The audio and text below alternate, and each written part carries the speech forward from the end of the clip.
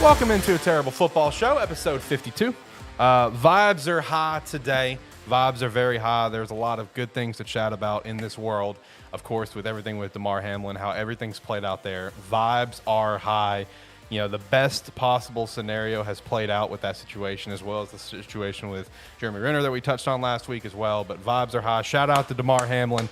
Man, he's an absolute fighter. Love to see every last second of everything that's popped out of that. And, you know, all of us, the entire community, the entire world, couldn't be more excited. The fact that this dude woke up, came to, and the first thing that he asked is who won the game. I mean, this guy's, you know, he's a legend. He's all about the game. Apparently, he set off every damn alarm at the hospital whenever Nyheim Hines scored opening touchdown of that game this past weekend. The game almost felt like a storybook. It was unbelievable. And then, of course, last night we had the national championship, which don't know how much we're going to dive into because that game sucked. Shout out to Georgia for just being a dominant team. I got Ricky and Shane here with me. Boys, how we doing? How we feeling on this High Vibes Tuesday?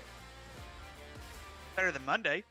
That's true. Yeah, for sure. It's not a Monday. That's but true. yeah, I mean that game last night. Well, we'll talk about it briefly, but I don't think I've ever seen a championship game or bowl game. I mean, I've seen maybe a few bowl games that were a romp like that, but boy, for it to be a national championship game, 65-7. I know. I mean, it was just an absolute beatdown, and all the credit goes to Georgia. You know, I mean, they were just a much more dominant team. TCU just didn't show up. You know, I thought Georgia was going to win, but I at least wanted a very competitive game. You know what I mean? And Georgia just completely ran away with it, you know, and it's just complete kudos to them on it and just how they played. And I see a lot of people chatting about how their national championship was, you know, Ohio State and Georgia, because that game was awesome. I mean, even TCU Michigan was awesome. You know what I mean? I mean, they were both incredible playoff games and then just got absolutely just demolished in the championship. And I will say, even though the game itself was boring as hell, shout out to Pat McAfee show on ESPN2. It at least made things very entertaining, you know, for a good while. You know, that was a very fun watch with the field pass, which honestly, the field pass with the playoff games as well, the first one being like AQ Shipley, Taylor Lewan, I think RG3 was there for that one, and John LeBlanc, who else was there? That was electric. That was great. And then obviously the field pass for Ohio State, Georgia was awesome, but this game was just a snooze fest. But I mean, hey, college football has come to a close now. This wraps it up. Shout out also to South Dakota State for taking home the FCS championship. The Jackrabbits getting that dub. Big dub to them. Big kudos. What a championship game that was, too. You know, you got the two heated rivals there, two of the top dogs in FCS going at it. That was, you know, electric one to check out. But college football's come to a close, boys. How are we feeling about that? It's that time of year. Yeah, but say, well, South Dakota State getting the big dub. Go Jackrabbits, even though I did pick you to beat Iowa at the beginning of the year. But hey, you know, all is forgiven, Matt. You've won the FCS National Championship, which I think I predicted you to do at the beginning of the year anyway. So big shout out to them. Also, now since 2003, boys, this is the 15th SEC championship for 16th. a national champion. 16 out of 19. Let me think here. You might be right about that. Let's see here. LSU in 03. I got to look that up. I thought it was 15, but you might be right. It might be 16th. But either way, that still just tells you it's who's going to dethrone the SEC. I mean, we keep talking about, you know, some of these conferences that could come up. I thought Ohio State was going to do it. I was hoping Michigan would get past TCU, and it just didn't happen. But everything that Georgia did at TCU last night, I expected Michigan to do to TCU, and it didn't happen.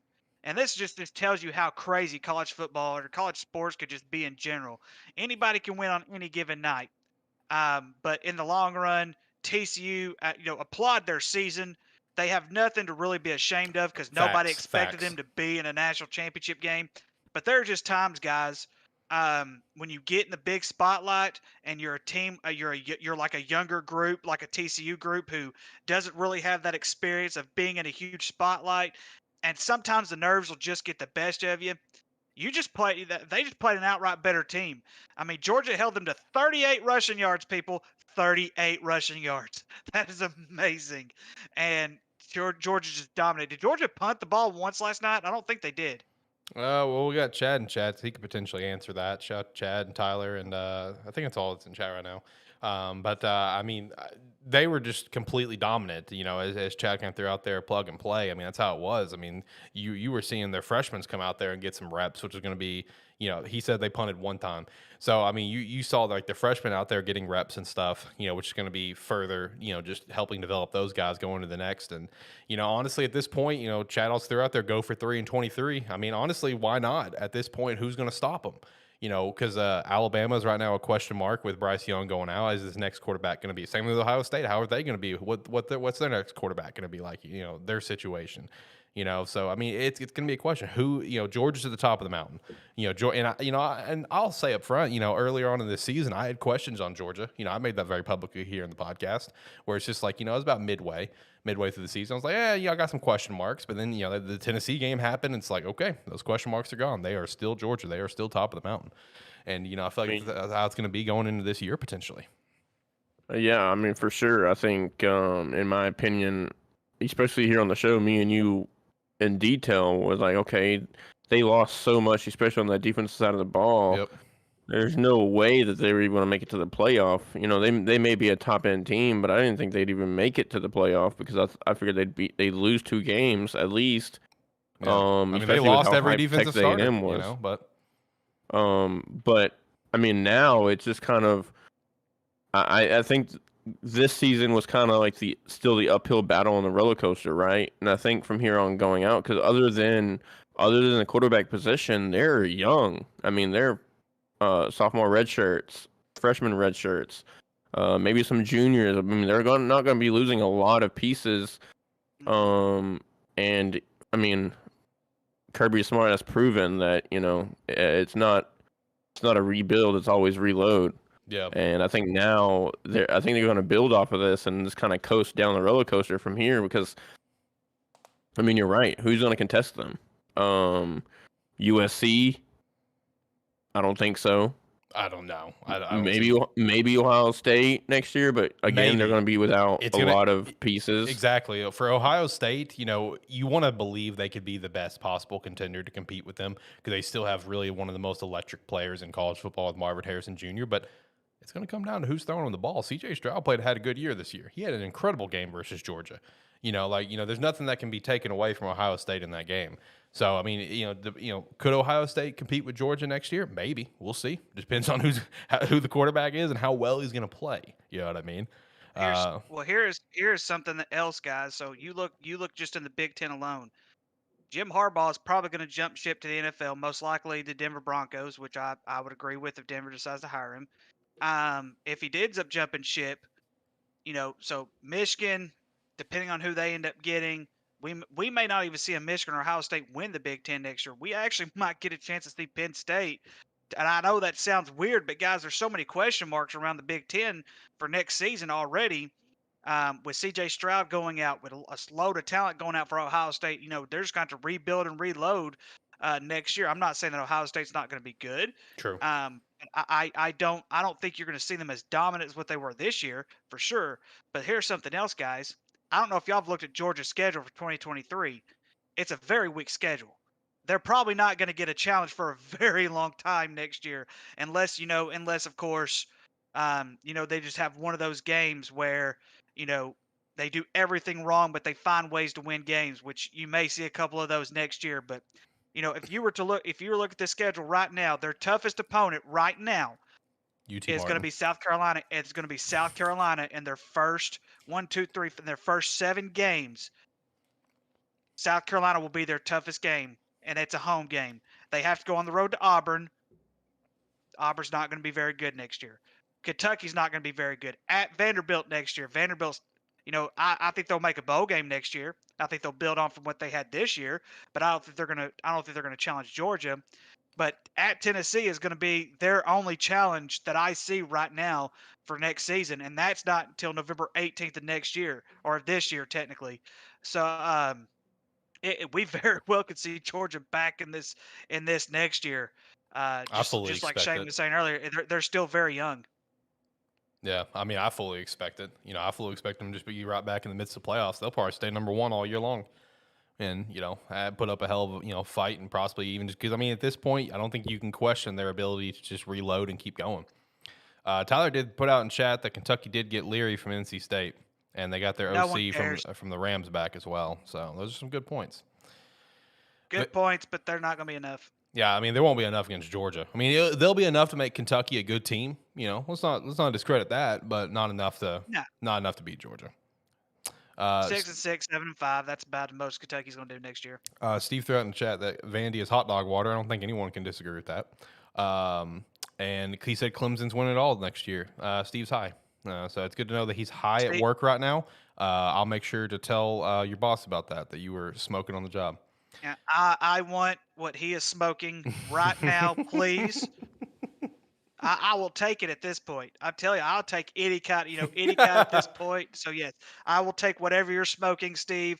A crack cocaine, whatever, booger sugar, white girl, you get that, okay? There's no way Clemson's winning it all next year, man. It's not gonna happen. Yeah, it's gonna be the Hawaii Rainbow Warriors. Let's go. Gonna win it all, baby. Natty.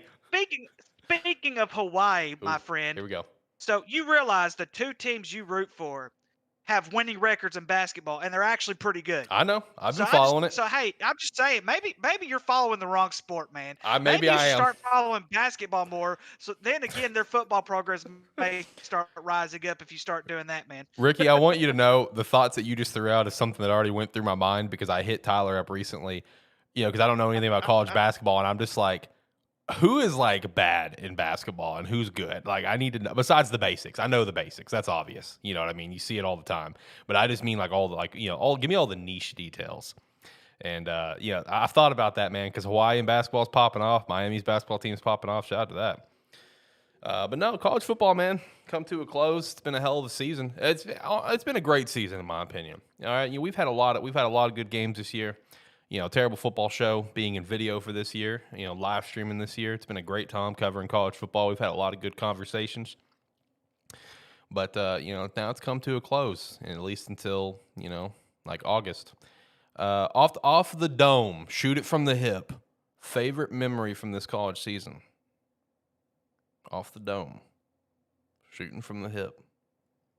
Favorite college memory? I don't think I have a favorite memory.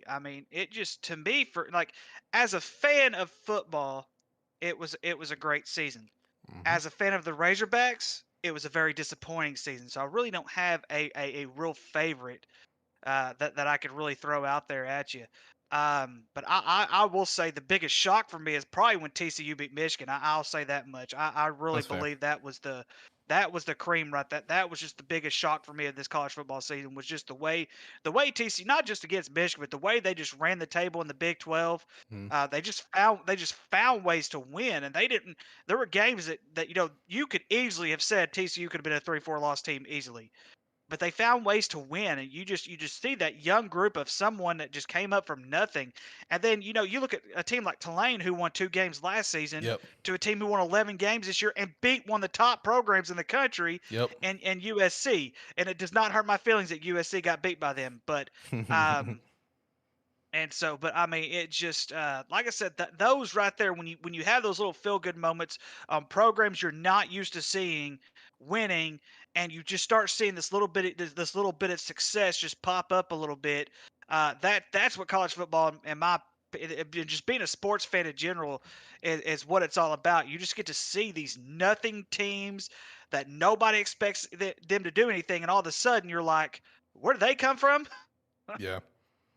I would say for me, my favorite memory was probably just that Tennessee-Alabama game. That game was just next level energy. You know what I mean? That was a good one. That was just next level energy. That was an unbelievable game. I had a great time watching that one personally. So that was probably mine. Either that or, honestly, Ohio State, Georgia was an incredible game. So that was all. And, again, just watching that game and getting to experience with the fucking Pat McAfee show field pass was not only just a hilarious time, but just such an unbelievable game. So I'd say one of those two for me. What about you, Shane? Which Arkansas loss do you want to shout out as your favorite memory from this year? The Liberty was probably the toughest one, to be honest.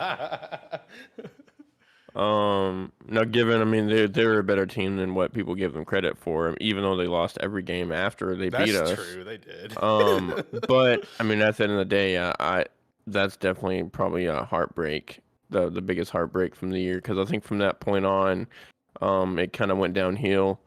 The biggest kind of cheer, I guess you could say, for the season as a Razorback fan is beating BYU the way we did. So that was nice. But or actually no, flip that. The way that we lost to Texas A&M, biggest heartbreak of the year. Big time, big time. Mm. Yeah, I would say that Texas A&M, the way we lost to them was bigger than the way we lost to Liberty. Right. Because I mean, you think about that Texas A&M loss. I mean, Shane will probably agree with this. That carried every momentum that we had for the rest of the season. That And killed it the was just entire season. we did not get back up on our feet, which just tells you can't. We couldn't handle much controversy when it comes to the Arkansas Razorbacks. But I'll just Preaching to gonna the put it out choir on there. that one, boys. I'm just gonna put it out there right now, Shane. It's put up or shut up time next year for everyone that's on that hill, and Sam Pittman included. It's gonna be tough. They're gonna have to do something next year. I disagree. I mean, I think I'm probably a little bit more lenient on things like that. But you got to think from where we were, right? 2 or 3 2-10 seasons in a row, not really getting the right players in there. Now, given yes, we're second in the country right now with the amount of transfers are going out. But on the flip side of that, though, I would say at least 75% of those players are players that either one didn't play, or two they were starters, but they were continuously either hurt or in trouble, to where they weren't going to get playing time. So that doesn't really. Losing Jalen Carolina to Texas, though, Shane, that's a heartbreaker right there, in my opinion. Just because it's Texas. Yeah, if you're gonna lose a recruit, you don't want to lose it to someone that's considered an old rival or. I mean, I agree, like but on the flip side of that, we're not playing them at least until 2025. Oh no, we're gonna play them in the national championship. Yeah. But I mean, on the flip side of that, losing Jalen Catalon's not a huge hurt as far as Arkansas's team, because he's played 2 quarters in 2 years. True. I mean, he can't stay healthy, and I hate it for the guy. He's a great athlete. I think if he could stay healthy, he'd be a great NFL talent. I don't think he would play that safety position in the NFL. I think he'd play more of a nickel or something like that. But on the flip side, I don't see him staying healthy in Texas. I don't think much thing is going to change. Once you get that injury bug, it's hard to get it off. I think honestly, if you're talking about the biggest loss as far as an Arkansas team this year, is going to probably be Jordan Dominique. That's probably the biggest loss because he was a contributor. He was there, but I think the main reason why he left is because Barry Odom left. He came because of Barry Odom. So I mean, I don't blame him for that. I don't think that's a black eye on the Razorback program. So I mean, I think it's just kind of a fit there. He came because of Barry Odom. Barry Odom's not going to be there next year, so therefore he's not going to go there. So therefore he's going to go to a place to where he can get better playing time. And because let's be honest, there is some guys that we are getting, whether it's a transfer portal or through high school recruiting, that has better potential than what he has. Now, yes, he led the team in or tied the team in sacks or whatever with Drew Sanders, but I mean, at the end of the day, I think it's just going to take longer than 4 years to get Arkansas back. I don't think it's going to be something like Tulane where you can substitute just a different coach in there, and bada bing, bada boom, you went from 2-10 to 12-1 or whatever they are. I mean, I think Arkansas' situation's a lot different than that. I think it's going to take a lot more building than just flipping. Yeah, and I mean that's something else though. Transfer portal, it hurts us, but it also helps us. It's like I said, it's these NIL deals. That really hurts a program like Arkansas though. I mean, so you see how it's affecting the entire college landscape. Sam Pittman came out and said he's not going to sit here and pay millions of dollars for players. He's just not going to do it. Matt Rule kind of said the same thing. So good luck at Nebraska, my friend. So I mean, now yes, is JB Hunt and Walmart money gonna come? Yeah, for sure. Especially if it's an enticing recruit, especially a high school recruit. Yeah, they're gonna throw the money at him. But Sam Pittman's pitch to go to a home to a high school kid or a transfer portal kid is not gonna be like, hey, you come here, you're gonna make millions of dollars. Like, that's not gonna happen. Also, boys, we got a call in here. We got Chad chilling in our guest queue, so we're gonna pull him up, chat about his thoughts on the Georgia championship. I'm glad we were able to delay the college chat as much as we could because I saw in chat he was gonna join, so I was trying to. I'm glad you guys got on Arkansas chat because I tried to delay because I didn't want to jump into pro and then go back to college. You know what I mean? So let's pull up Chad in here. Ricky on Arkansas Talk. We can be here all day. Yeah, let's not do that though. All right, so let's get Chad in here to finish up our college chat. Put a big old bow on college football for this season. All right, Chad, you're in, man. Welcome back to Terrible Football Show. Georgia fan on top of the world, back to back. How you feeling? How you doing? Good. How about y'all? Do what now? I said good. How about y'all? Man, I'm doing great. Good. I'm doing great. I have a lot to be happy about in the pro world. Not so much college, but in the pro world, I'm pretty pumped. But, how are you feeling? You're on top of the world right now. I'm telling you. Hey, Ohio, man. Hey, much respect to your team. Y'all should have been in the championship versus us. But I hate to start your new year off like that. Maybe next year, man. Yeah, he'll listen back to the show and he'll just cringe just a little bit for you. Hey, He should be cringing. Goodness gracious. I mean, he put up a hell of a fight against you guys. That was a respectful matchup on both ends. I mean, I don't think any Georgia fan in the country can discredit Ohio State in that game. You know what I mean? Yeah. It's crazy though. Stetson Bennett's got more championship wins than the whole Big Ten in 9 years. Man.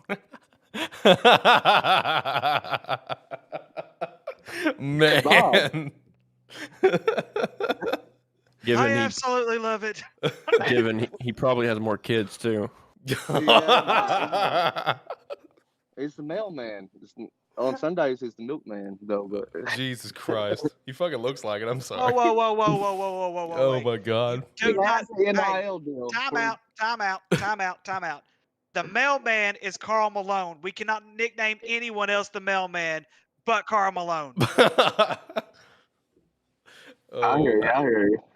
I mean, going into his NFL career, if Stetson Bennett gets a chance, but I think he will, he'll be collecting a 401k from the NCAA. So. Oh yeah, just like remember Weaver? Yeah. From Oklahoma State.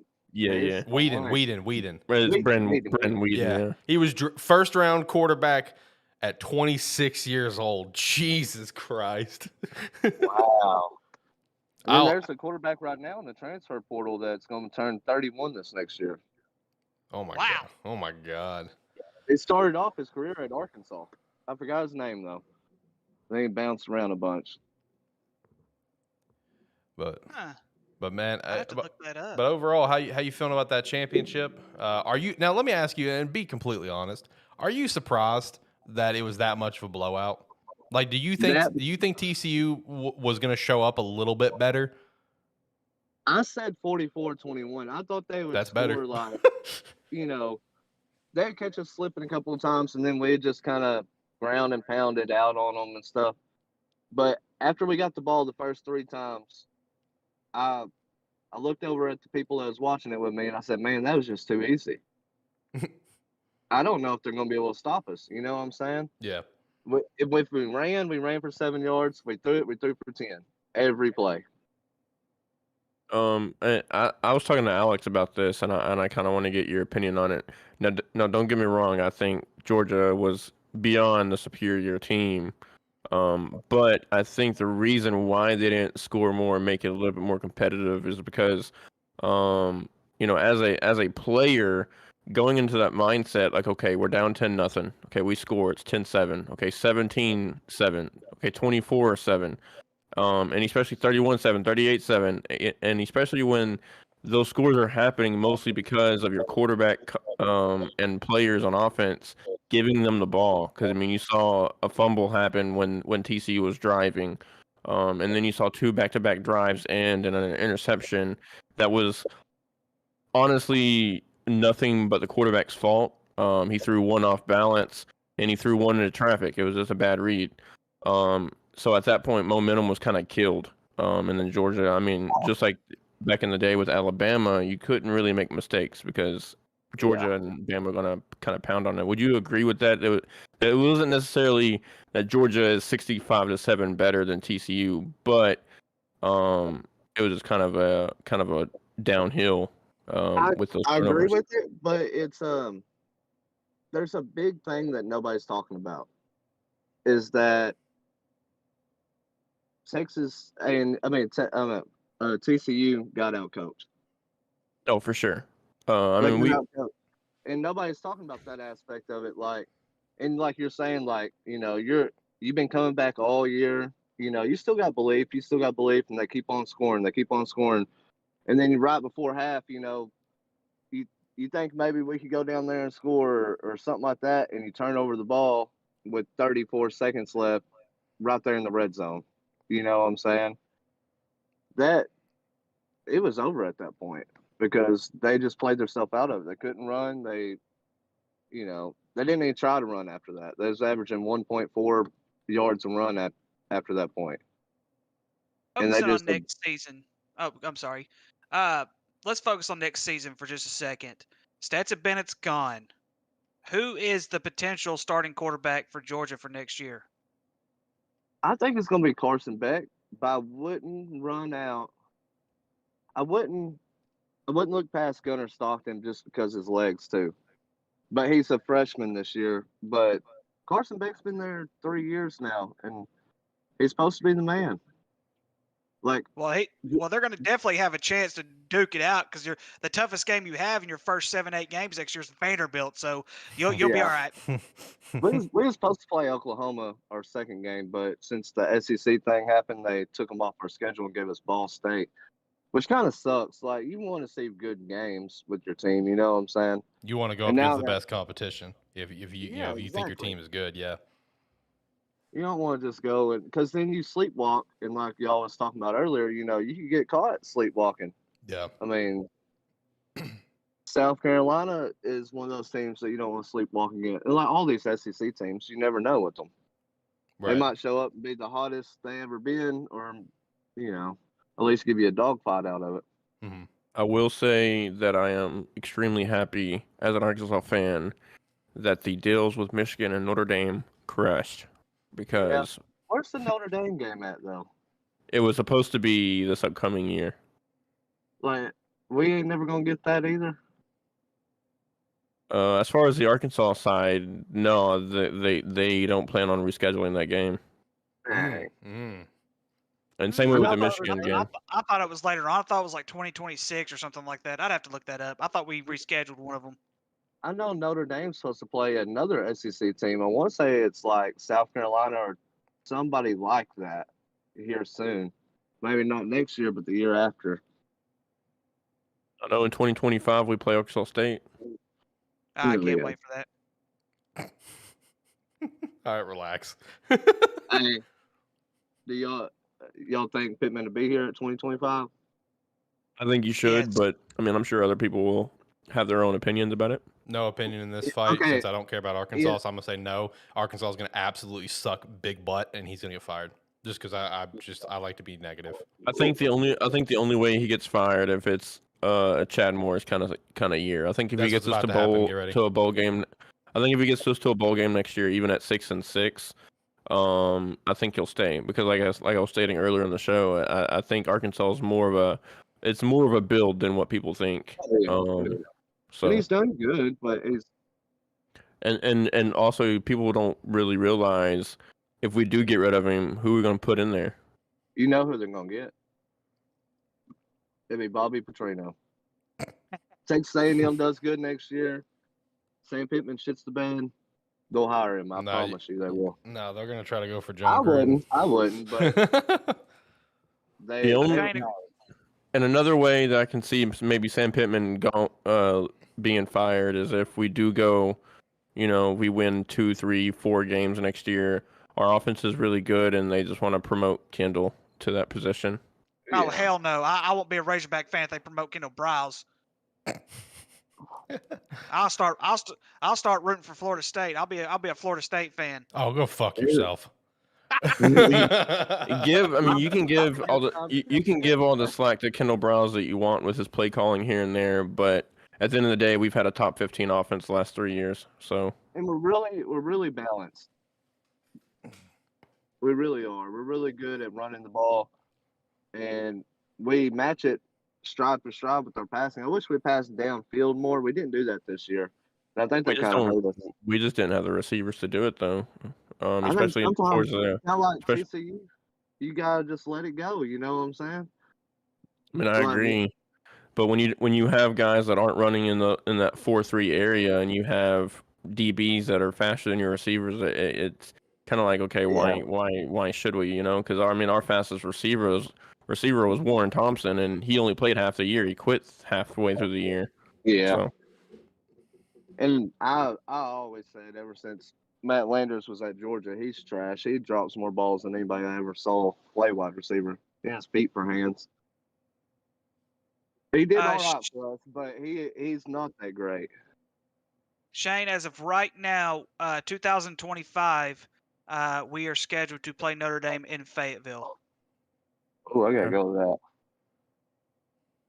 Right, that's as of right now. That could change once the new SEC schedule come out because we don't know how they're gonna be like, oh, you're gonna have to have so many conference games and all that bull crap. So I mean, that's fine. Um, Sam Hartman would be gone in 2025, so I'll be alright with that.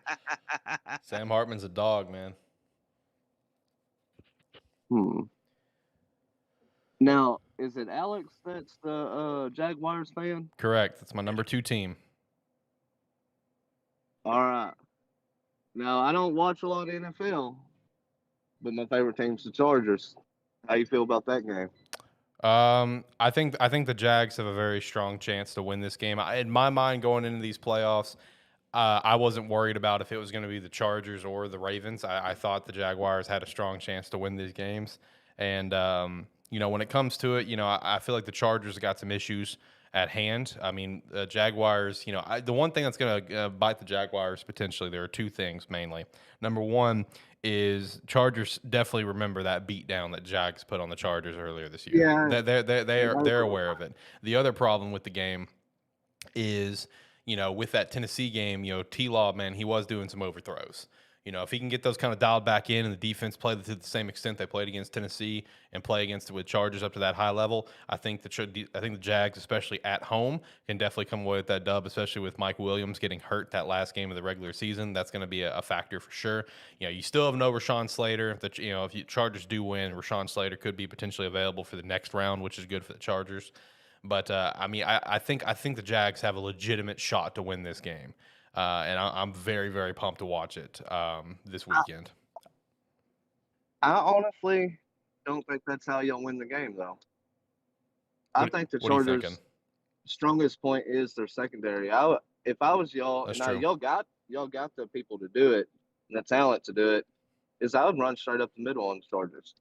That's the one thing they cannot stop because they're nothing but pass rushers and they run past the ball. Right. I think we lost him. Chad, did we lose you? No, Oh, he's here. Okay. I'm still here. But I would run straight up the middle if I was y'all. I think that's the glaring weakness of the Chargers. And Yeah. then, pass when y'all, open it up that way. But Yeah, I'll say if T-Law can get going early, get Evan Ingram going, because Evan Ingram has had a phenomenal year. I'm going to be so pissed if the Jags don't re-sign him. If you get him going early, you get Christian Kirk going early, you get the flow going, then you get Travis Etienne going. I think the Jags can really catch this dub. Do I think they're going to make it past the next round? Probably not. But I do think they can potentially get past this wild card, and I'm looking forward to it. It's going to be a great game. yeah, it's going to be a good game. I can't wait to watch it, to be honest with you. I'm just glad to see the Chargers make it and somehow almost win 11-6, being one of the most hurt teams. That's true. They got injury issues for the last 10 years that just killed their whole team. That's true. Yeah. This year's Chargers was last year's Ravens in terms of injuries. Because last year's Ravens, they got plagued with injuries before the season started.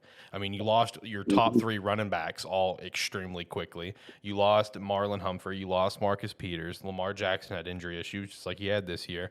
Yeah, I think you lost Ronnie Stanley last year too for the Ravens. I mean, this year's Chargers is last year's Ravens, like up front. And we'll see who's going to be the next team next year to get plagued with injuries. It seems like it's just going around team to team. Yeah. Yeah. But don't be surprised my boy Herbert don't show up, though. Oh, I'm not going to be surprised at all. Trust me. I am a Chargers No. supporter because they have the greatest social media team on the planet, and that alone makes me support the Chargers. I just now started following them on like Facebook and stuff, and they got a good crew handling their PA. Yep. Yeah. Their schedule reveal is still one of the greatest things on this planet. I still randomly go back and rewatch that video every once in a while because it just fucking makes me laugh every single time. But I'm also a diehard anime fan, so there's a lot of references in there in anime and in just general IRL that just absolutely fucking murder me. Like the Urban Meyer as a Jaguar in the bar was one of the greatest things I've ever seen in my life. Absolutely took me off this planet. But Chad, any last thoughts on the Georgia dub? If not, we can go ahead and send you on your way. Any last things that you want to throw out there involving your dogs coming out on top?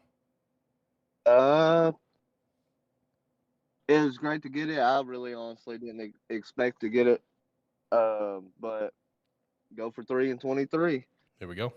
I'll holler at y'all guys. Appreciate it. Hey man, thanks for stopping by and thanks for the support. Appreciate it. All right, have a good one. You too. Yeah, boys, this week. Do what now?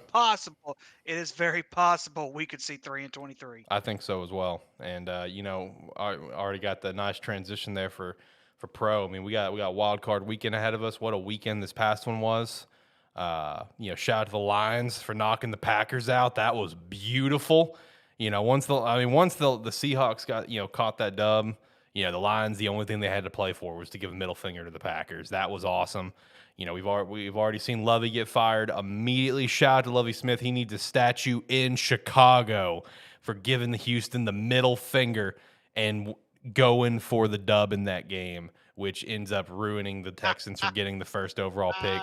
I honestly never thought in my lifetime I would see the Bears have the first overall pick. And it's like, it's not even like it's not a terrible feeling at all. Cause like normally, like even if you get the first overall pick and your team is ass and, there's lots of factors that that doesn't bode well for your team for the next year. You feel as a fan, we got this high pick, but we're still going to stink. You know what I mean? Mm-hmm. But in this case, the Bears have their quarterback. We have the first overall pick and $125 million to spend. It's tough not to be excited. like this is just wacky to me.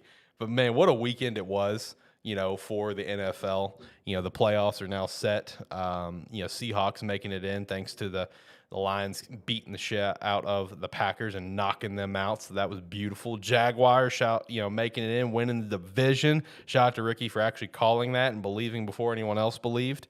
Called that. I think you had them going like what, 9? You got them going like what, 10 wins? I think is right where you had them. Yeah, they came in at 9, so it's close. I have to look at the link that we had. I tried to find it the other day and I couldn't find the link that we used to do that, but because I would really like to say, but I was way off on a lot of them. But yeah, I think I had 9 or 10 wins. I think it was 10 for you. So hey, you were one off. Look at you. You were one off for the Jags, winning the division, hosting a playoff game against the Chargers. The Ravens going to the Bengals. I think that's going to be a blowout. I'm gonna be honest with you. I really do. I think the Bengals are about to beat the shit out of the Ravens. And then after that, it's Buffalo and Miami, and I just don't see how Miami's going to keep up right now. I really don't. They're so banged up right now. It's not even funny. I mean, Buffalo's going to run away with that one for sure. And then on the NFC side, we have who do we got at 2? We have San Fran going up against Seattle. Thank you. Then 3 seed is the Vikings, and they're going up against. I'm drawing a blank again. Giants. Giants, yep. And then Cowboys and Bucks. Yep. Which Ricky, how are you feeling about that game? How you feeling about Cowboys and Bucks? It's Tom Brady in the playoffs, but the Bucks fucking stink. Like, the Bucks stink, but you guys also got embarrassed by Washington. You guys have no momentum going into this game. Like, this is going to be, I feel like, a snooze fest of a game. Ricky, before you start, I want Go to ahead. get your Go opinion ahead. on this. I want to get your opinion on this. All right. If the Cowboys lose the game and it's Dak Prescott's fault as far as he throws 2-3 interceptions and it's the reason why why they lose that game, I don't think Dak Prescott's Cowboys quarterback next year. I don't think he should be Cowboys quarterback regardless unless he wins a Super Bowl this year. That's just my opinion. I don't see him as the future because if you watch the Cowboys as a whole, and Jacob's not with us, but Jacob would agree with me when I say this. He's not a quarterback that you can count on throwing 40 plus times a game and have you win a football game. We've seen him do it. I'm not going to say that we haven't seen him do it. We just haven't consistently seen him do it. Now, something I want to remind you guys of all the losses the Cowboys have had this year. I want to remind you, we have bounced back and just enough right. And I'm just saying we have been able to bounce back the very next week. We did lose to Tampa in the first week. It was a crappy loss. We shouldn't have even come close to losing to Tampa, but we did. And and it's just part of it. What do we do the next week? We come home. Cincinnati wasn't as good as the beginning of the season. I will admit that. But getting Cincinnati, that's a big W. And we didn't lose again until we lost to Philadelphia. What do we do the very next week? We struggled against Detroit, but we still ended up coming up and beating Detroit. And that was the very last loss that Detroit had before they started bouncing back and kicking everyone's ass. So let's not. So I don't take that Detroit win, even though they were not very good at that point. That was their tipping point for them to actually get that boost going for their season. All right, of course, Chicago was a blowout. Then we had this embarrassing loss at Green Bay that we should not have lost. What do? The very next week, we beat the shit out of the Minnesota Vikings, and we gave them the worst loss that they had the entire season, one that they probably haven't had in a very long time, if ever, in the history. And then we lose to Jacksonville at Jacksonville. We lost to them in overtime. Two losses of our 5 losses were in overtime. We lose to Jacksonville. Again, Jacksonville is good. I'm giving all the credit to Jacksonville for winning that game. They were on a hot streak. They won that game fair and square. What do? Very next week, and I don't care that Jalen Hurts was hurt. Our defense showed up for most of the game, and Dak Prescott showed up for the most of the game. And we ended up giving Philadelphia their second loss of the season. So, and then now, of course, losing to Washington is not pretty whatsoever. We should not have lost that bad. But then again, guys, I'm one of those guys. I could have cared less about that game. Win or loss, I could have cared less about that game because Philly. I knew Philly was probably going to end up winning it anyway. They were probably going to end up winning against New York. They were going to win the division anyways. I could have cared less about that point about the stupid division. All it does is give you home field advantage, which the Cowboys, you and I both know their playoff history. Now, does anybody know when the last time the Cowboys won a playoff game on the road? No, I don't. I was 3 years old when the last time that they did that, gentlemen. I was 3 years old. So here's the thing. I've got the Dallas Cowboys still going to the Super Bowl. I've got them losing to Buffalo. I have stuck by this for a long time. You have. And I'm going to still stick with this, and here is why. Yes, they play down to their competition, but they also play up to their competition. So when they do get these tough games on the road, because they're most likely going to be on the road the entire time unless we see a big upset in the first round, or unless we just see some big upset, I really see that we could play up to our competition. The one roadblock that's really going to hurt us between now and then is San Francisco. Because San Francisco, in my opinion, if I were to switch any team right now, if I were to put money down on any team right now and say, this is your team that you need to pick to win the Super Bowl, it would be the San Francisco 49ers because they look every bit of good defensively as we do, and their offense looks way better than what we look, and they have a third-string quarterback. Also, Mr. Irrelevant and Brock Purdy. But Brock Purdy, he has played just good enough to where San Francisco is still winning. They're still winning, and it makes him look good because they're still winning. This team just comes together and they just do all kinds of stuff that really just makes them one of the biggest threats to the NFC. However, I'm still going to believe Micah Parsons has got to wake up because we have not seen Micah Parsons wake up in a very long time. If Micah Parsons can wake up and we can give fits on that defensive front like we have the entire year, we've got a chance to go to the Super Bowl. But Dak Prescott cannot throw the ball 40 times for us to win in any of these games. We have to really strongly emphasize the run. And listen, I am a realist when it comes to this situation. I understand we've never beaten Tom Brady, but guys, let's face it. And I know we lost to this Tampa Bay team in week 1, but that was week 1. If you look at the overall consistency of the season, consistently, Dallas has been good. Tampa Bay, not so much. And so I do believe it's going to be a close one. I think the spread is 3 in the favor of Dallas. Wouldn't surprise me if we win by a point. And I don't care if we win by a point as long as we win. And so, but yeah, I'm still going to stick with my guns. I'm taking Dallas over Tampa Bay. First loss against the Cowboys for Tom Brady this year, and it could be Tom Brady's last in a Tampa Bay uniform. We also have our second caller ready lined up. Long-time listener, always here to chat with me in any show that I do. Finally hopping in for Hot Take Tuesday, and that is my guy, Steve. Let's move him up. Steve is muted, but Steve, you're in the chat, so you need to unmute your fucking phone, and you need to talk to us. There you go. Sir, I don't appreciate that.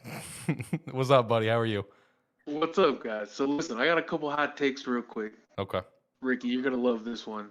I'm sure I am. If your Cowboys get blown out, Dak is a Dolphin, Zeke is a Cardinal, Mike McCarthy's playing golf next season. So, hang on, time out. Before you do your second one, And okay, so first of all, who in their right mind would take Dak Prescott over Tua right now? Let's be honest, the Dolphins would. They're fucking stupid. Okay, so had you said somebody but the Dolphins, like the Denver Broncos, okay, I would believe that. Just leave Russell Wilson. No. Here you go. I'll give you the hottest of the hot takes then. Okay, let's hear it. Dak doesn't play for the Cowboys, but he doesn't leave Texas. Ooh. I love it, my man. I love it. Yeah. Also, Lamar Jackson next season, he's going to have a horseshoe on his helmet. He's playing for the Colts. So Steve, here's something, hold on. man. Go ahead, Shane. I'm sorry. Yeah, go ahead, Shane. So only thing I would agree with that. I would agree with it, but I'm also going to disagree with it because I think this is more likely to happen. And I was going to speak to this about. I was wanting to speak about this when Alex was speaking about the Chicago Bears having the number 1 pick.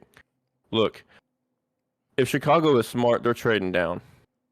Okay. And if they do, the number 1, I mean, it was reported today by Adam Schefter and Rappaport, whatever his fucking name is. Yeah. The Indianapolis Colts is willing to give up a lot for that number 1 pick. Yep. If so, you're going to see Bryce Young in an Indianapolis Colts uniform next year. That's a fact. So that would be my only thing. If that, for some reason, if that falls out, if that does not happen, then yes, I agree. Lamar Jackson will be most likely a Colt. If they are willing to pay his franchise tag. Listen, if he's not a Colt next season, then they're fucking idiots. They're built to win now. Just fucking win. Get a quarterback who isn't 45 with a noodle arm or whatever that other guy is they kept putting in. I don't even know his name. But anyway. But the thing is, though, like, you can't tell me that you put Bryce Young in there and they're immediately still in contention with how he played this year. I mean, yes, he's not a Lamar Jackson, but I mean, I'll still take Bryce Young over a lot of people right now in the NFL. Well, and you also have to remember Lamar Jackson's very, very injury prone. He is highly injury prone. I mean, I think, what is it, the last 3 of the last 4 seasons, he's had season-ending injuries. And, of course, there's a possibility he plays this week, but there's some speculating that he's not going to because he doesn't know if the Baltimore Ravens are willing to pay him to begin with. Tyler also personally, if I'm the Ravens, I'm not paying him. Tyler also threw out there Aaron Rodgers to Indy, pull a Rams, and go all in. Ooh. That would be a I true think Colts Aaron thing move, Rodgers though. comes back for 2 more seasons, and he's going to be in green, but it's not going to be Green Bay. It's going to be the Jets. No chance he goes to the Jets. Oh, for the No love. chance. I think the Jets just pay him an absurd amount of money, and he goes to the Jets. I don't want think that's whatever going to you're happen. smoking right I don't now. think that's going to happen because he's not going to follow in Brett Favre's footsteps. It's not Oh, gonna that's a happen. good point. He would be following in Brett Favre's footsteps. No. He hasn't That retired would yet. be. Oh, fair. He has you to gotta retire retire. first. He has to retire first and then go to the Jets. Yeah, fair. And then retire, going to go to the Vikings. Yeah, exactly. Just go full circle with this whole situation. Put Aaron Rodgers on the Vikings, instant Super Bowl champions. I agree. I agree. No, don't get me wrong. I think they're contenders right now with Kirk Cousins, but I mean, you give me Aaron Rodgers, I'm taking him over 99% of quarterbacks in the league right now. Now I want both. And I want what both of you are smoking. No. Listen, just think about what he just said. They're already contenders with Kirk Cousins. That's a good point. Put Aaron Rodgers under center on that team right now. Dude, Justin Jefferson's catching for 2,200 yards. Yeah, they're winning every game by 17. Yeah, it's not even funny. I want whatever you guys are smoking right now. Like right now, I just want it. I want it. Listen, Ricky I needs have some never done a sweet drug. relief. I have never done an illegal drug in my life. I've never done. He's ready to pot, start. Any of that This stuff. is it. This is the day. I am ready to take my drug virginity away because I want what you two are smoking. I think it's a fair take. I think Aaron Rodgers and the Vikings make him an immediate contender. No, it is going to be a big question of where Aaron's going to go. I mean, because I don't think he's coming back to Green Bay. I personally think he's going to retire. I don't think he's going to play anymore. So this is my God honest take on him. I think he retires. I think he just goes out. And I think if the Cowboys win, I think Tom Brady just goes ahead. He just calls it a day. He done already threw his marriage away for this season. For what? Nothing. For a losing season, but you're still in the playoffs, but losing season. Yeah. But, Alex, sir. What up? You could thoroughly kiss my ass with your Green Bay and Detroit entrance into this here NFL portion of the show. You're welcome. I will second that. Whoa. I hope and pray that Chicago keeps fumbling the ball in that front office like they've been doing for the last 36 fucking years. Relax. Okay, relax. I hope slow your you roll. Get a bust. I hope you get a Ryan Leaf. You need to slow your roll. I'm about to kick you out of this call. For that number 1 pick. I'm about to kick you out of this call. Oh, hey, so listen, guys. I'm just going to go ahead and call it out right now. Your division winners next year are going to be the Detroit Lions. Well, let's just face Let's go. Let's go. Brand new Lions. It's going to happen. We might as well just write it down. If Jacob's board was right here, I'd let him write it down.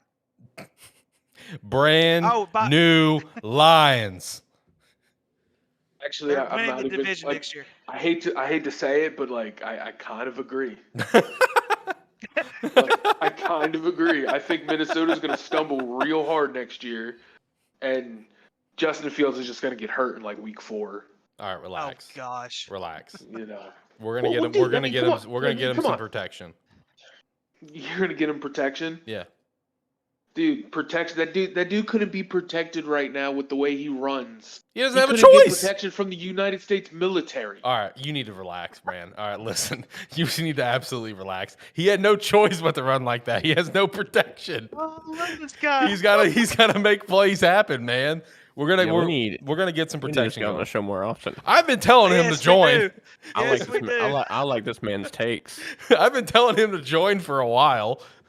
Oh my gosh. Come on, man. Don't be like that. Look, we're going to sign some protection in free agency. It's going to be fine. We got this. Think about this. You could have a fucking 1996 Jenko jeans pocket for this man. When you can't make an accurate throw 20 yards down the fucking field, you're going to be running the ball. It's only That's a second what year in the happens. league. And he's playing in Chicago, man. Give him a break. I mean, Listen, I know you're hyped because you got the new fucking RG3 who hopefully stays healthy, but listen, Whoa! Don't. Justin's a lot better than RG3 ever was. is he though? Yeah, well, I was RG3 going to say, I don't make the know. playoffs his rookie year. I think, honestly, if RG3 didn't get hurt and wasn't under a shit show of a front office, I think, honestly, right now, I think he'd still be playing in probably a top 12 quarterback. I in the will league. say Washington completely ruined his career. 100%. Oh, 100%. Who was that coach? 100% I'm drawing a ruined blank his on his career. name. Former head coach of the Broncos. Yeah. Mike Shanahan. Spurrier? Mike Shanahan. Was it Shanahan? Yeah, it was Shanahan. Yeah, what is it? Yeah, it was Spurrier? Shanahan. Was, yeah. Yeah, it was Yeah, Mike Shanahan. Completely I ruined want to know how RG3's much he career. got paid to ruin that man's career. Facts. I mean, Probably it was literally we watched a hit job happen on Probably live as much as Sean Payton did. Sorry, that was a little blow there. Damn. Wow, dude. Wow. I don't even know who your team is. Broncos and Seahawks. The Broncos and the Seahawks. Hold on, Steve. Wait, before you completely destroy him where he stands, he is a Packers supporter. Packers would be like his third team. No, that's fine. You Packers can are be a my Packers 13. supporter all you want, but you're a Broncos and a Seahawks fan, Yep. and you're an Arkansas fan. Yeah. So you literally sit in the corner and you watch one cousin just fuck over the other, huh? That's what you did this year? Oh That my is what god. you did. Oh You my went and god. got Russell, I want to be more famous and on TikTok and on every fucking thing else he wants to do, except throw a goddamn football accurately or make any kind of decision, Wilson, and give up draft picks for what? To be the laughing stock of the NFL. It's been a painful then you year for took- Shane. You took literally one of the most washed quarterbacks ever, and you made him into a fucking Pro Bowler? What the fuck happened with your two teams? I've been asking Shane this all year long. So Hey, in Shay's defense, the Seattle Seahawks are in the playoffs. That's fair. yeah. No, So the Seattle Seahawks are 100% in the playoffs. But how do you have a team that has an elite wide receiver like DK Metcalf and you make him look fucking B-string compared to Tyler fucking Lockett? Old man Tyler Lockett? Well, to be Wow. fair, DK is getting. So there's 11 people on defense. I'm pretty sure DK is being guarded by 10 of them. Tyler Lockett's getting the other one. And then also on the flip side, Jefferson, bel- next excuse. believe me, I know what my teams have been struggling this year. Okay, it's not like I'm sitting here defending them. I know all three of my teams, and honestly, I mean, when I first started the show last year and a half ago, Yeah. I told Alex I don't really have a team that I set out and watch in the NFL. It just, if I was to pick 3 teams or 2 teams, like these are the teams I kind of watch the most, just because of history that kind of got me into watching football. I'll kind of go back to those 3 teams. But no, I completely agree. My teams suck right now, and I'm not defending that at all. And honestly, I don't know where the fuck this attack came from. Okay, It's just I Steve. was on your side the entire fucking time. I make one Sean Payton fucking joke and shit hits the that's where you fan. fucked up. That's where you fucked up. You made a Sean Payton joke. No, this is That's where you just fucked Steve. up. I mean, you see how he picks on Ricky. He did the same thing to John recently with Gamestetic. Oh. Just said something to get on John's skin. Hey, so Seriously, let though, me I would love to see Seattle go on a run. That would be awesome. That'd be I don't legit. think it's gonna happen. I don't think it's gonna but happen. It'd be it would awesome. happen either, but it'd still be awesome. Yeah, it'd be awesome. So let me just give you a little take about Sean Payton, because I've said this on this show many times. Sean Payton is about as mediocre as it gets in today's coaching. I'm just letting you know that. He had the best talent. I don't know how many years he had the best talent in New Orleans, and he won one Super Bowl with them. That man should have at least 3 or 4 in his pocket right now. Oh yeah, he should. Yeah, he should have multiple. Ricky, if you were here right now, sir, I would kiss you square in the mouth. I fully agree. I'm just Fully saying, agree. my mother is a Saints fan. Like, my mother is a Drew Brees, his jock strap. She loves that stuff. But anyway, back to anyways, you get my reference. So anyway, like my mother has been a Saints fan for forever, and I just watched like I have watched the Saints probably as much as I have the Cowboys in the last 15, 20 years, and lo and behold, I'm like, Mom, your team is as mediocre as mine is, except you have one Super Bowl. So there you go.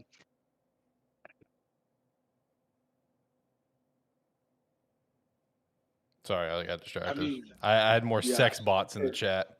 So no, but like, so here's my thing. So I got a guy I work with. He's a huge Saints fan, and we and this man argue at least once a week, because he swears up and down that a healthy Michael Thomas is a top 3 wide receiver in the league. At one point, yes. At My one argument. point, Oh no, he said even this year. He said a healthy Michael Thomas, top 3 wide receiver in the No, league. I he's said, high. sir. I said, sir. Bragging about having a healthy Michael Thomas is like bragging about being the valedictorian of a homeschool. It's fucking useless. Okay? There's 0 point to it. That man hasn't been healthy since what, 2017? 2018? It's been a while. It's been a long while. Yeah, golly. Yeah, You since figure he's Antonio got Brown enough was saying. titanium in his foot now. Make him the kicker, shit. Yeah, saying Michael Thomas would be a top 3 wide receiver right now in 2022 or even 2023 season coming up, that's just a dumb take, honestly. I think he's still going to be a very productive receiver, still get over 1,000 yards and stuff, but he's not going to be the guy that he was when he caught the current record, I believe, for receptions in a season. He's just not. I think he still holds that record. I think that's his record right now. No, Cup broke it, didn't he?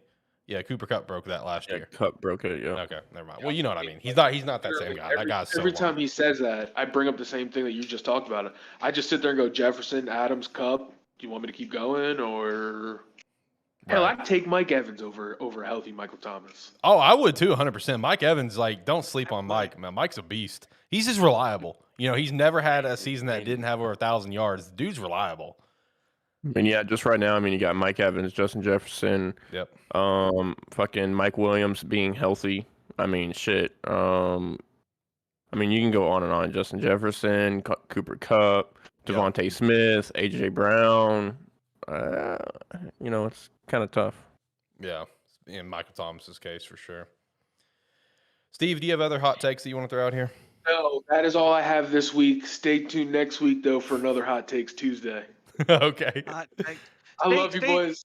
All right, love you Steve, too, who's man. I your- appreciate you. Hey, quick question, Steve. Who's your favorite college team? My favorite college team.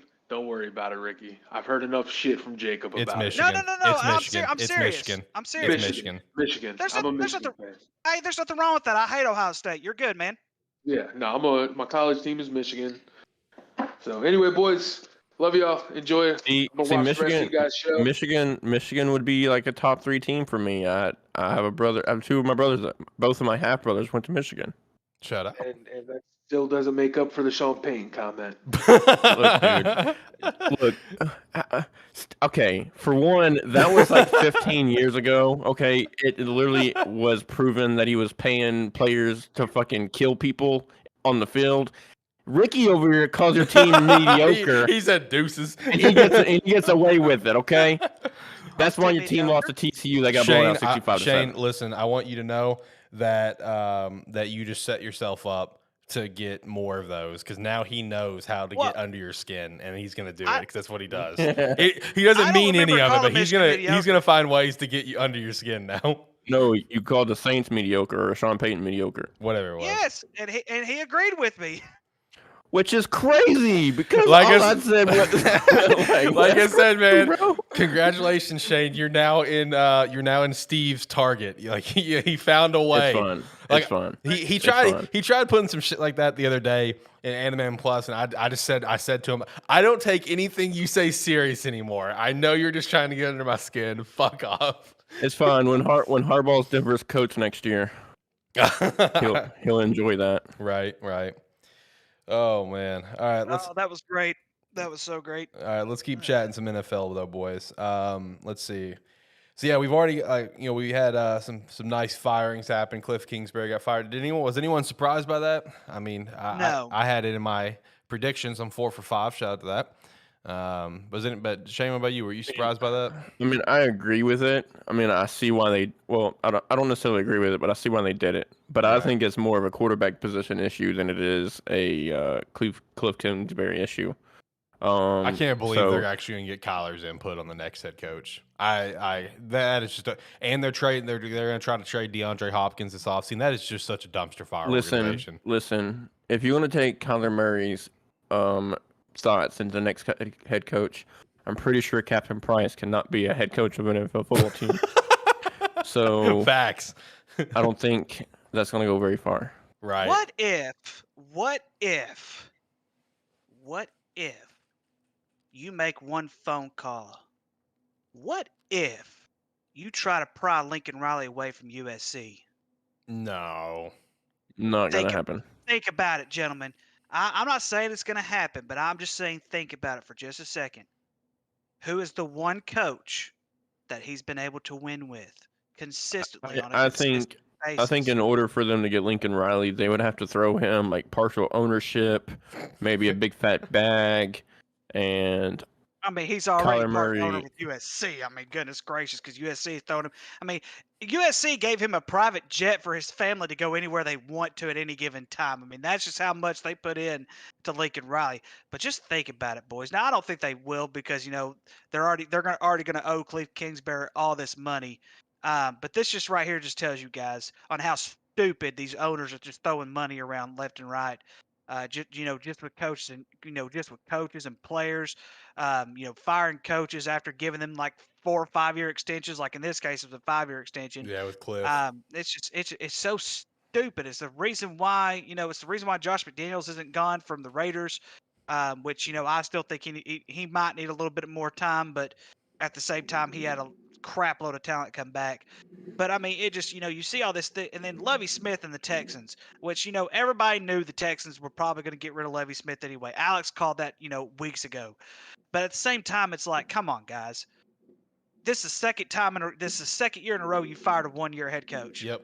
Who's going to want to coach the Texans? Correct. I mean, they got the second overall pick, and that's kind of enticing. Brandon Cooks, your number 1 receiver, wants out because he don't want to be part of a rebuild. But I mean, other coaches, they can read the room. They can read the room and be like, well, you fired Poley after a year. You fired, me after a year. You're seeming pretty high on me, but how do I know that I'm not actually the guy that you want and you're just settling on me like you settled in the last 2 coaches? Because that's what they did. They settled on Poley and Lovie. Like, you can't convince me otherwise. That's why Lovie was my number 1 on my hot seat going into the year.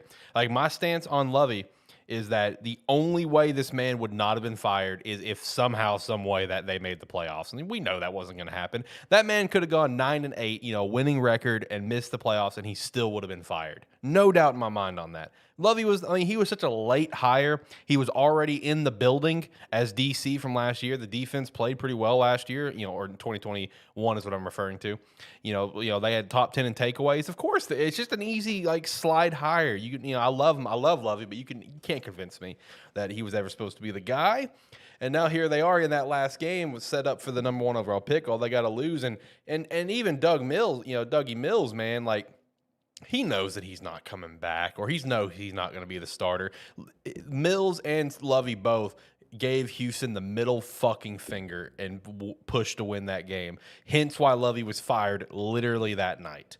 Like not long after the game, he was fired. Shout out to Lovie for giving Chicago one last gift. It's poetic. It's truly poetic to me.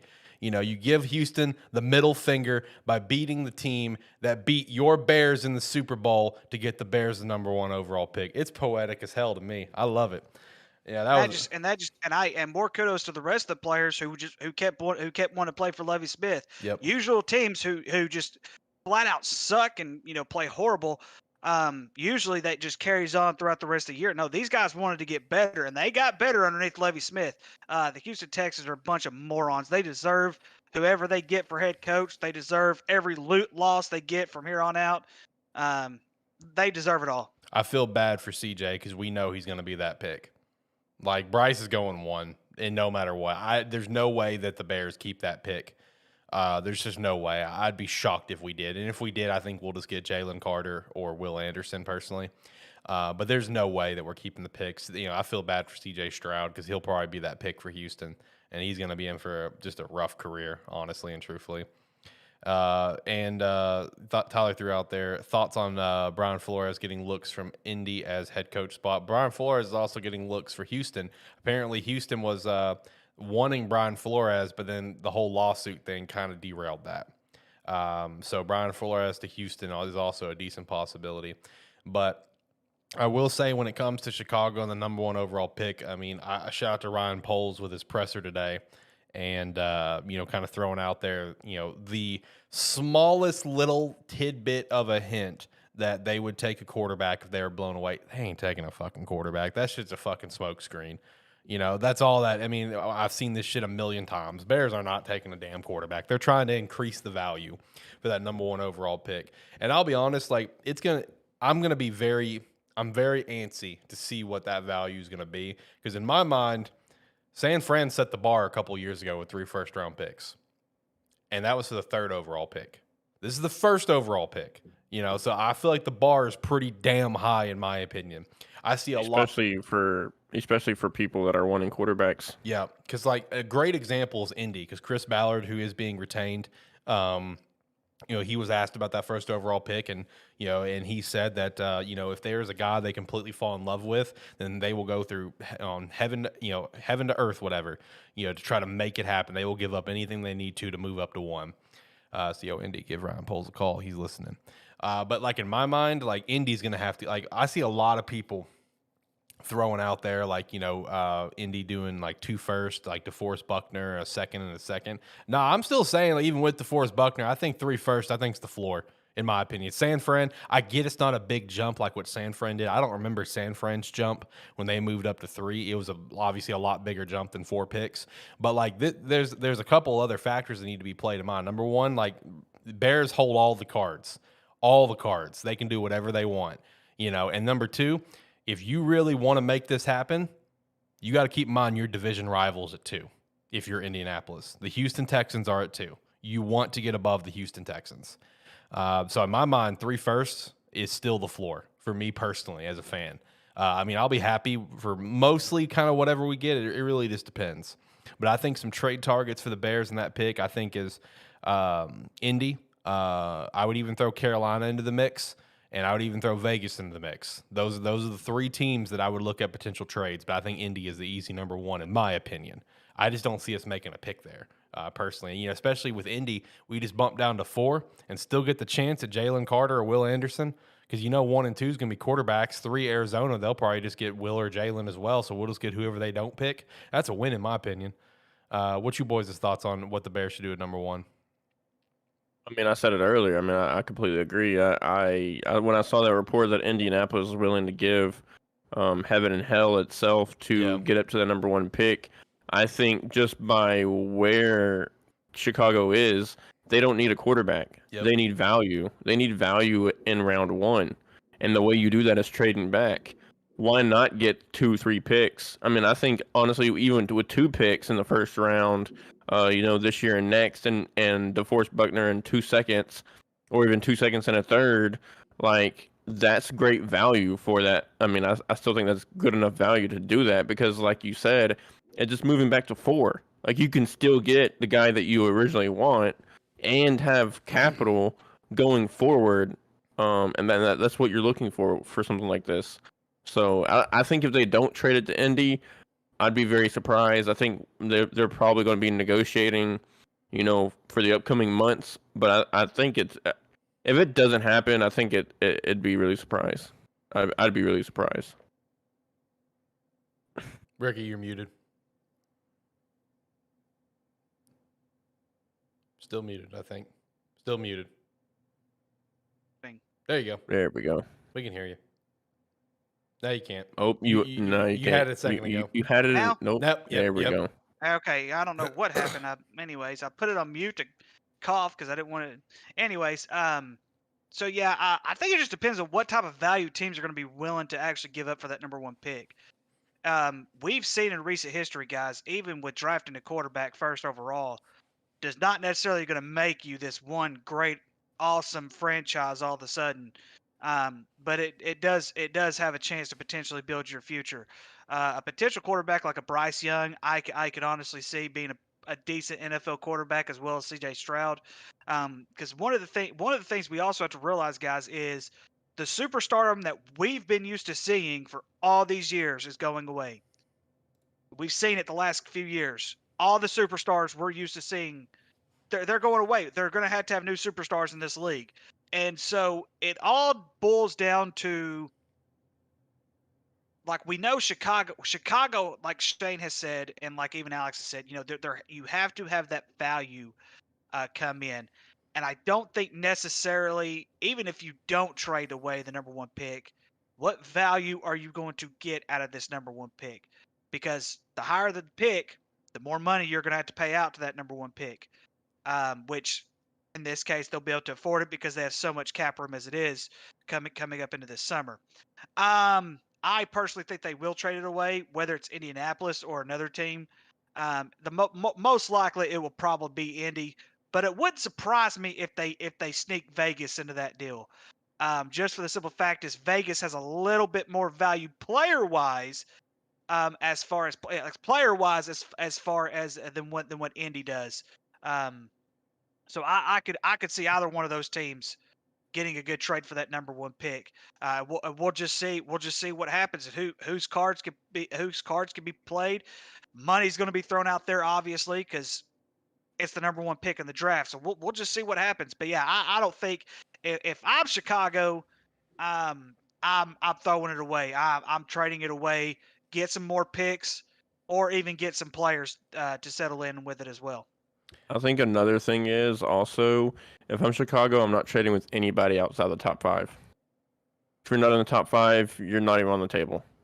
Because I think their main 2 targets right now will be somebody on the defensive side of the ball, especially since the defensive line is going to be so highly touted in this draft.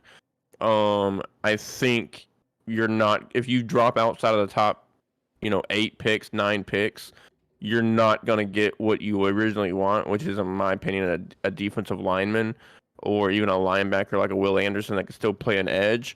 So I think you've got to watch. I think if you in my opinion, for Chicago, you can't trade outside the top 5, top 6. You can't do it. Well, my 2 pitches for Vegas and Carolina, they're setting at 7 and 9. If those trades were to happen, well, I agree with you, Shane. Ideally, I want to just trade with Indy because I don't want to get out of the top 5 myself. But if we go Vegas or Carolina, that value, that's going up, like up front. Like for Vegas, they need to trade. Sure. They need to trade 3 firsts and fucking Adams. Like we're not dropping down to 7. That's what I'm saying. Yeah. That's what I was trying to say earlier. Is because if, like I said, if they decide to trade with Vegas, Vegas does have the players to support it, but it would have to be someone like Devontae Adams. It has to be. I don't know. I mean, because if you think about it, what more could you do with your franchise with any other player on the Vegas roster other than Devontae Adams? If Cole Kmet didn't really kind of show up this year, Darren Waller would be another one, but I wouldn't do that trade for Darren. For me, when I look at that Vegas roster, it's Adams or bust up front. 3 first, Adams. What about Crosby? No chance. No, Lord, no. No chance. We can get other value in free agency. There's a lot of strong pass rushing veteran guys in free agency coming up. I mean, we need offensive help at O-line and wide receiver, especially. Like let's say if it was Carolina at 9, 3 first, probably a couple seconds, and DJ Moore, and it could be at least listened to. But like with Vegas's case, Devontae Adams, 3 first, maybe a later pick, like a 3rd or 4th, that could be listened to. I know it sounds like a lot, but I'm telling you, man, kind of like how everyone bitched. Around the league, that is, not us. Everyone bitched at Christian Kirk reset the wide receiver market with his deal with Jacksonville. Same thing with San Fran with their trade for 3 first and everything else they gave up going up to 3. And we're at 1. The value is up. You know what I mean? So, I mean, Vegas, man, they'd have to give up a lot. But I'm telling you, I think it's going to be Indy. I really do. They're not going to let Houston take Bryce Young if that's who they want, or even CJ, which is what I prefer. I don't think this is going to happen because I don't think the value's there at the number 1 pick for this to happen. Because I think if this team stays where they're at, they can still get what they want without having to give up so much capital.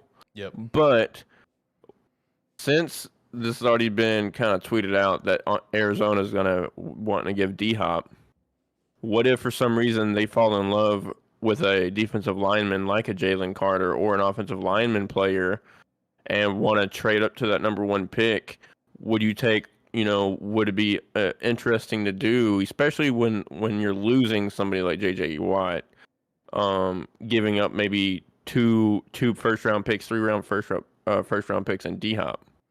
It would have to be multiple first and D-Hop, which honestly, I'm going to go ahead and say it now. Ryan Poles better be on the fucking phone with Arizona regardless on D-Hop. Like up front, Ryan Poles needs to be on the phone right now. He needs to be calling Arizona. Regardless of the number 1 pick. But jumping down, I mean, I would be fine going down to 3, but it'd have to be multiple first, in my opinion, plus a D-Hop.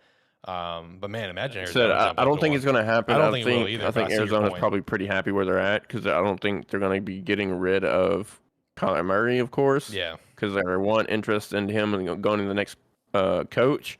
And honestly, being at 3, you're still going to get your value of knowing who's. Because I think this year, if you're going to trade into the number 1 spot, you're going to grab quarterback. You're going to grab Bryce Young. So I don't see Arizona doing that, but it's a possibility.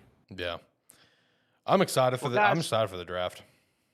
Yeah, well, guys, I got to get out. I got to hop off here. I've got to get somewhere. But yeah, that's right. You got to do your thing. Yep, with the rest of the chat and everything like that. I think I don't think we missed anything that was real big. I think we got everything. Yeah, probably. We're honestly, we're pretty close to getting to predictions. You go ahead and head out though, and just put your predictions in later. So I will say there will be one big upset this weekend, gentlemen. One big upset. Giants over the Vikings. Y'all have a good one. Ooh. Oh. Okay. Yeah, he's got some stuff he's got to take care of here for honestly probably the next few weeks is what he told me. So for the next few weeks, he's gonna have to probably dip out about 7, which honestly I don't think is a big deal. I'll be real with you, Shane. I think our shows are about to start ending about 7 or close to it. With college done, we're in the playoffs. We don't have that many games. You know what I mean? I mean, even at the point right now, honestly, Shane, if we wanted to, we could probably hit predictions. We kind of hit all the main talking points for NFL. I'm trying to think. Is there? For sure. I mean, anything moving forward is going to be speculation on draft and trades and things like that. And that's going to happen a lot more after the Super Bowl ends. So I'm good with that. I will also say I'm really excited for mock drafts this year. I've got a very beautiful Excel spreadsheet set up for me and the boys. So make sure you can sign up to our website, sparky3.com. You sign up for free, and you'll get access to them there early. And then I'll also be posting them to social media at Terrible FB Show. So shout out to that. Let's say with my new job, I have a lot of car time. So I will say my 1.0 is ready already. Well, do you have to readjust it based on the final picks now? Because we have the new order. Yeah. Okay. No, it really didn't change too much. But yes, I did rechange it from after this past Sunday or whatever the last game was. Right. Yeah, I'm gonna sit down probably this weekend and start working on my 1.0 and getting at least. I'll probably just go ahead and do the entire first round if I feel lazy. The first 18 picks are locked in. Yeah. I kind of went off of what I think the playoffs are going to kind of go through. Yeah. And then kind of went from there, and I'll adjust here and there, but when we get ready to release. But for the most part, my first half of 1.0 is locked in. Awesome. Also, any trade predictions that you do, you can do that too. I've got a box down on the bottom middle, whatever. That's for comments. So in those comments, you can just say Chicago and Indy traded, for example. So any trades, you can include that on your mock draft, and I'll adjust it. Okay. Because it's pretty fluid. I've got a different tab for all of us, so we all have a different tab, so I can just adjust each one of them separately. It's really nice. I really like it. A lot better than what we did last year. Last year was a pain in the ass because everything that you and Tyler sent, I had to type everything on the website for it to come out right. I couldn't just copy and paste from Discord. It would come out wrong. It was stupid. So I'm glad I'm doing it through Excel because now I can just post it as like a JPEG, what we do there. But Shane, you got anything else NFL wise? Because if not, I feel like we can probably predict these playoffs real quick. Yeah, I'm ready to get these playoffs predicted. Do you know if Run the Pool's going to have they do. predictions They up? do. They do have them. I have it pulled up already. Which I'm pulling mine up now. with that, it is very close between you, Jacob, and Brady. Brady and Jacob especially. Jacob's on top right now, 158 wins, and 3 Brady games out. It's very close between those three. So overall, with all of our prediction stuff, Ricky won the Run Your Pool, college football won, Tyler won the Capital One Bowl Mania, and NFL still TBD, but NFL's coming down to the wire. It's getting very close. Before we actually get into the picks, before I forget, I do also want to show everyone in the chat Shane's trophy. It came in. Let me go over here. Bold me up. His trophy came in. I wrote on it as per norm because we're a terrible show. We don't have the budget to get his name actually put on there. But very nice trophy. I have a big head, so here's a head comparison for you. No, my only thing. No, you should put 10 and 5, and you should put in parentheses the additional 4-0 for playoffs, 3-0 for playoffs. Relax. Go ahead and put that on there too. Relax. But yeah, we take our fantasy very seriously. Look at this big ass behemoth. This thing is sick. And also put fantasy MVP Mike Evans 70.5 points. I should probably put that on there, like straight up. I should find a spot somewhere on this fucking thing to write Mike Evans, won you the championship, because Mike Evans single-handedly just destroyed me. And the only reason why I had him in, because I had a fucking player get hurt last second. So I put him in there. Absolutely just brutally destroyed me. It's not even funny. Like, oh my God. But no, that trophy is sick. I'm going to have my own one of these days. All right, so let me get to Run Your Pool. Let me hit some music, set a vibe. And we'll get some picks going here. Not that many games, obviously. The music will play for like less than 70.7 points. Basically. All right. First up, Saturday games. Seattle and San Fran. Are you calling the upset, or are you going to keep rocking with San Fran? I'm going to, as much as I would love to see Seattle win this game, and don't get me wrong, it wouldn't surprise me if Seattle won, just because Brock Purdy hasn't been in a playoff game. And I think Geno, he probably has, if my recollection comes out right. But just in general, San Fran's a better team. I'm going to go with San Fran.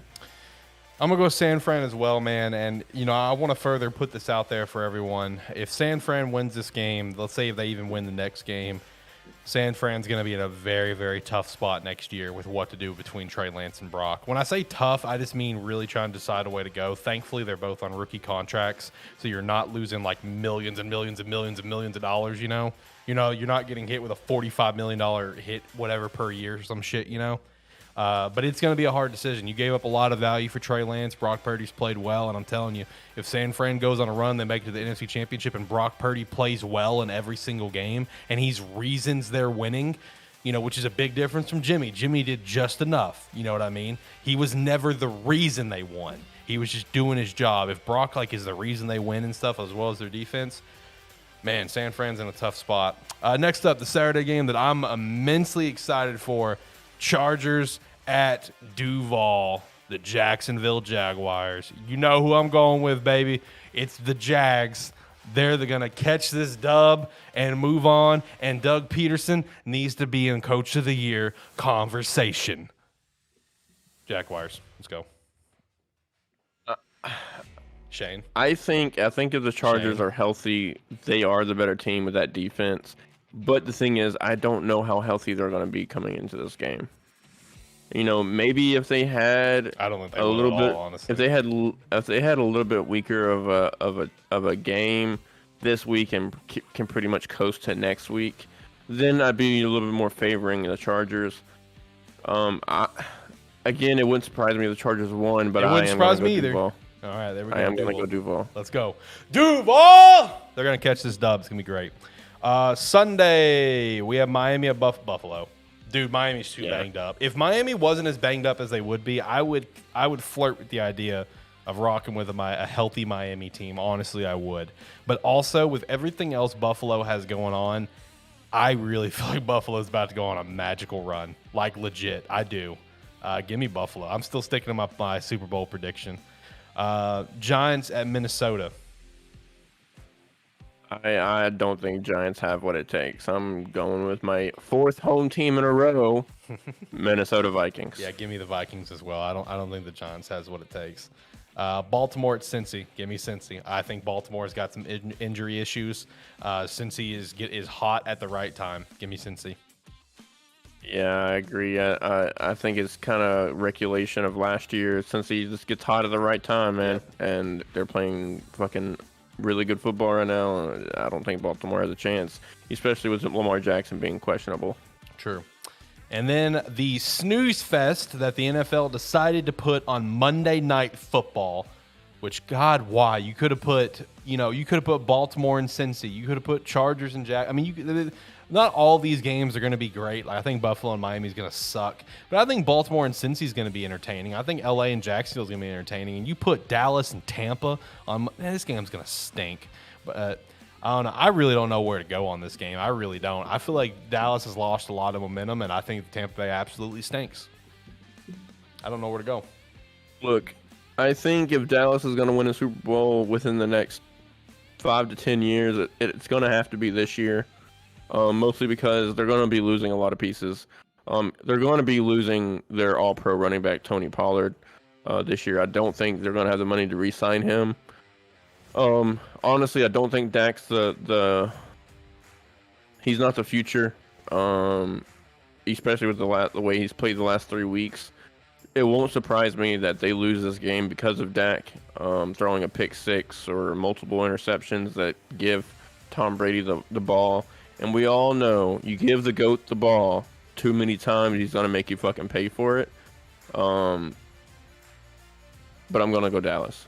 I'm going to go Dallas just because I think overall they are the better team. I agree. Now, given if Dak Prescott gives it up, it will not surprise me that Tampa wins this game. I'm torn. You know what?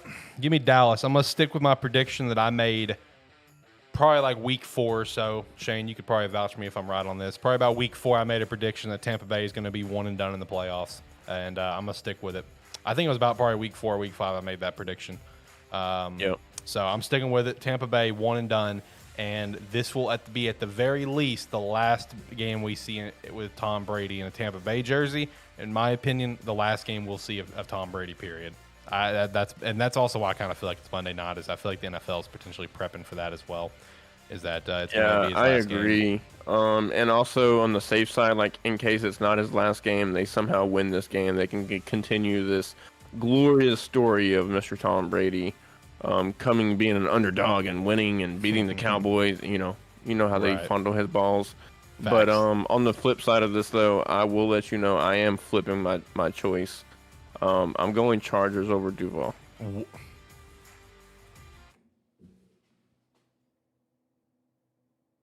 Just for the sake of the picks. Because looking over and I saw motherfucking 4 home games. And that's the only game that's honestly 50-50 for me. So, I'm sorry, Alex. I love you, man. I love you. And I think Jacksonville is a great team. But we could have had a magical run together, Shane. I want you to know that. I know. We would have picked all the same games, but that's exactly what the point was. I had to change it up. Go fuck yourself. Look, man, I'm 3 games back, and I know for sure fucking the top 2 people right now are probably going to go Jacksonville. I have to make up that difference somehow.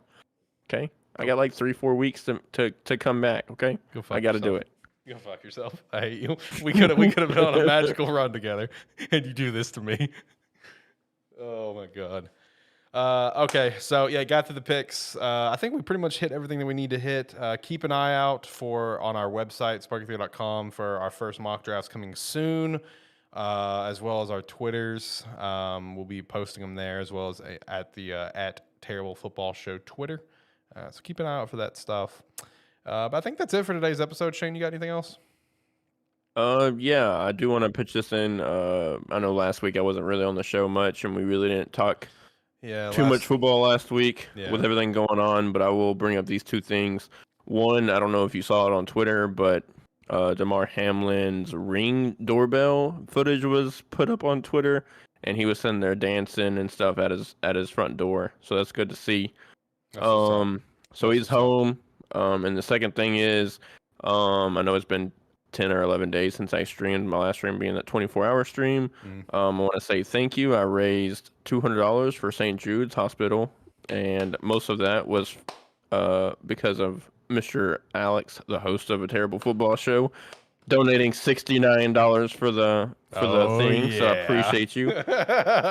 Even though technically it did piss me off because I landed at $199.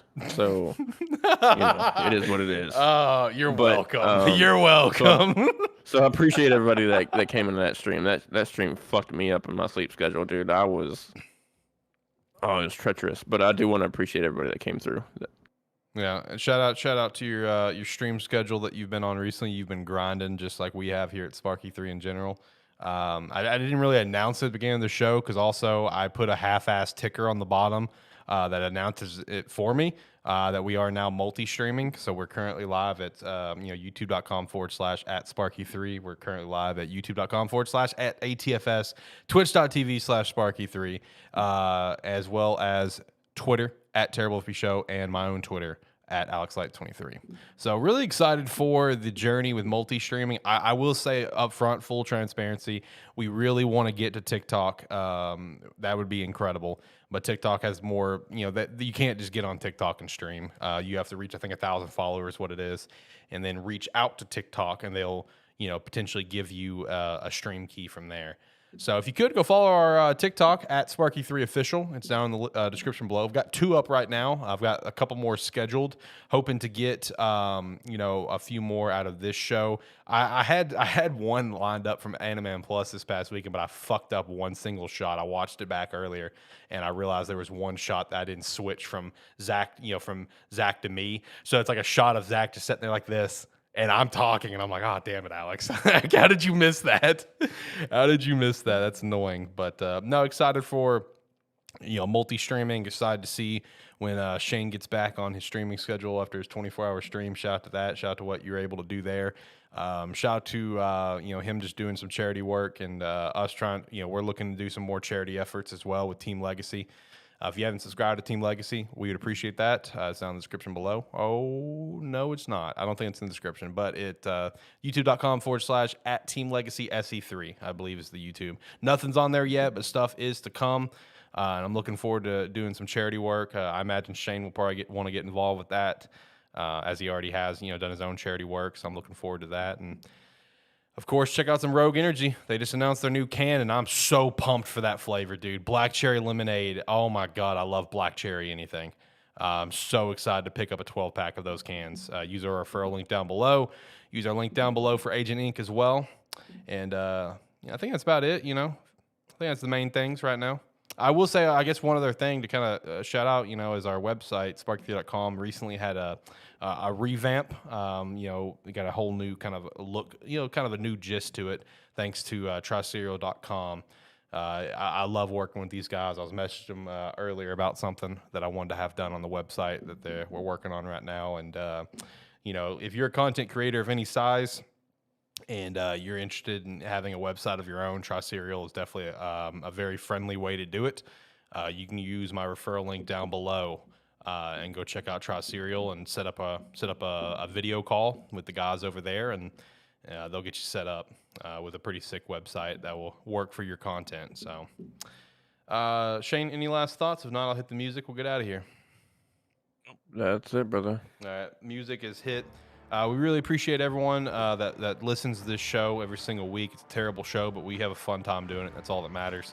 We got a lot of good stuff coming soon. Of course, the playoffs very heavy underway. We got leading up to the Super Bowl. It's going to be a great time. All the draft content, and then of course what we've got going on over at the other shows with Gamesthetic and AniMan Plus. It's going to be a great time. Season 2 of A Terrible Football Show is almost coming to a close. What a season it's been, honestly. Great season. I'm excited to start Season 3 of A Terrible Football Show right after the Super Bowl. And it's going to be pretty sick. All right, so, Shane, do you want to do the thing with me, or you want me to send it? Yep, I'm down. All right, bet. All right, so with all that said, thank you so much for listening to A Terrible Football Show. Close enough. Close. I almost had it.